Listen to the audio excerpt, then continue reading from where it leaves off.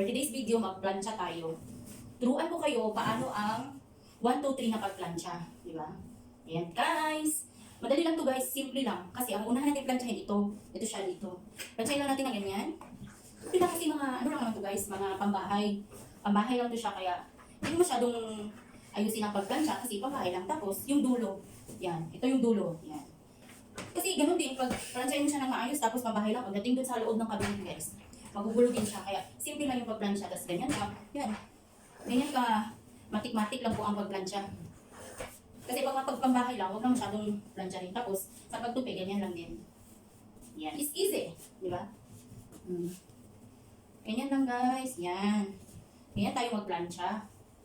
Tapos, tupi lang din natin. Para halatang ano ba? Halatang, o di ba? Tingnan nyo. O, see? Halatang pinglansya. Di ba? Yan. Ganyan tayo magtrabaho. Ito, ipahuli natin to kasi di-hammer to. Minsan guys, hindi na ako nagpa-plancha. Tinutupi ko na lang.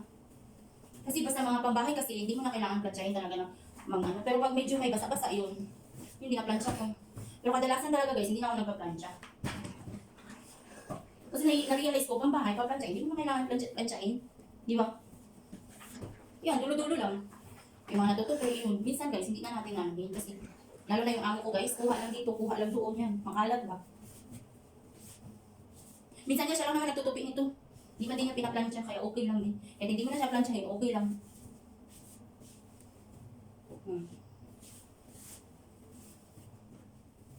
Ayan, si Disney Princess. Magplansya na naman. Ganyan lang guys. Yan. Silang. Pero yung mga ganitong klase, hindi ko na masyado siyang pinaplansya kasi pag aalis na lang, tsaka na lang plansyahin. Kasi kung paplansyahin mo naman ang paplansyahin, magugulo din. Lagay mo sa hangiran, tapos magugulo din, di ba? Kaya huwag na lang natin plansyahin. Ihangin mo na lang, tsaka na lang pag aalis, tsaka matplansyahin. Ganun na lang yung ginagawa ko. Ito yung plansyang 1, 2, 3. Para mas maganda kasi yung 1, 2, 3 na plansya.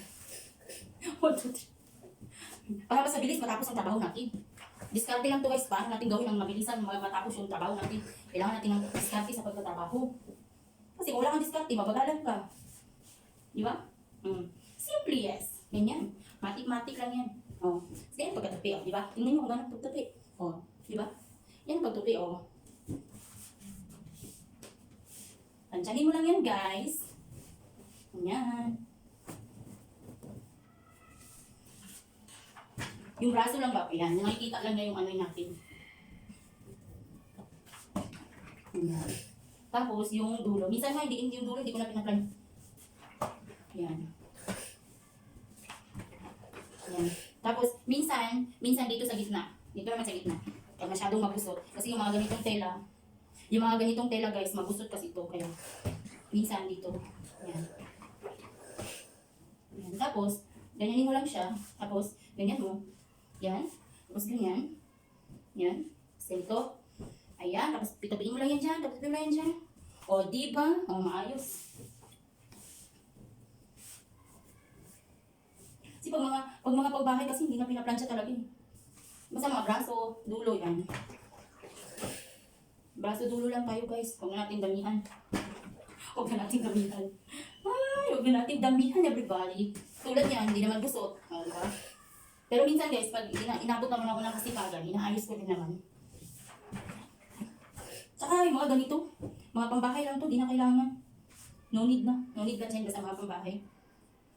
Yan.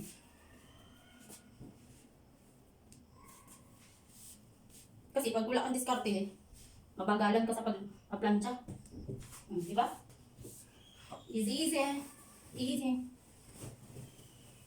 Lapit na ako matapos, konti na lang.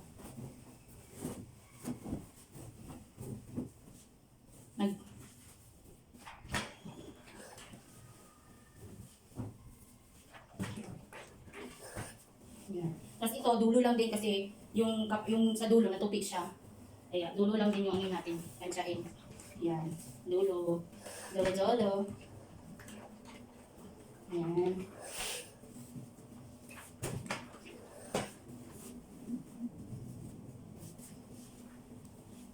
Yan, tupi. Tingnan nyo naman, i-plansya mo, pero itupi din, di ba? O, di wala din. Wala din ang pagplansya. Di ba? Kaya, mga ganitong mga pambahay, di na basta-basta. Tapos ayusin mo lang yung pagkatupi, o, di ba? Parang nakita na na-plancha na talaga kasi ganyan yung pagkatubig niya. Kailangan madiskarte tayo sa ating trabaho sa bahay kasi kung di tayo madiskarte sa ating trabaho sa bahay, matagalan tayo guys. Lalo tayong matagalan. Lalo na pag marami kang plantsahin tapos tawag pa ng tawag yung amo mo, matagalan ka talaga. Ayan. Mekos-mekos lang yan, mekos-mekos. I-mekos-mekos mo lang yan, girl. O, di ba? Hanip, bilis. Oh. See, tingnan nyo, ang ganda, di ba? Kahit hindi siya naayos sa pagplansya, mukhang planchado naman. Mukhang planchado naman. Pambahay lang naman. Kaya okay lang yan. Si pambahay lang. Minsan, tinutupi naman ito ng amo ko. Tinutupi ito ng matanda. Hindi na pinaplansya. Pero tayo kasi, sa atin kasi, pagkatapos talaga maglaba, pinaplansya talaga ng tin. So, minsan, sasabihin niya, ako na magtupi ng mga damit ko. Tuwang-tuwa ako guys, pag siya na ang magtutupi. Sobrang tuwang-tuwa ako. Kasi at least nabawasan yung trabaho ko, di ba? Pag inabot din siya ng kasipagan, yan, kung saan siya nagsasabi na siya na lang magtutupi. Siya na ang sasabihin niya, pag kinuha mo na sa sampayan, sa hangiran yung nilabhan mo, sasabihin na niya, ilagay mo lang dito sa upuan kasi ako lang magtutupi. Di ba? Sila hindi matutuwa yung ganun, di ba? Kaya, sobrang minsan, saya din naman.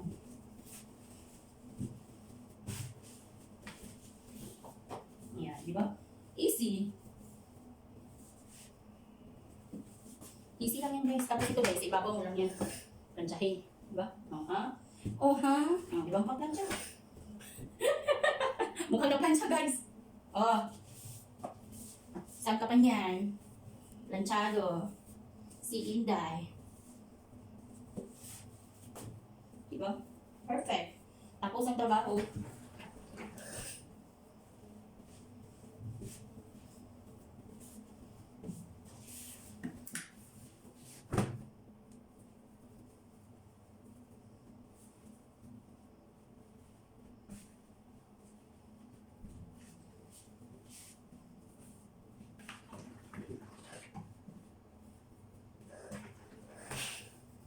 Di ba guys?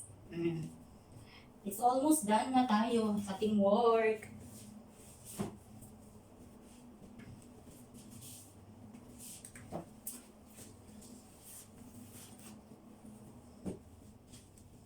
O, di ba? Perfect.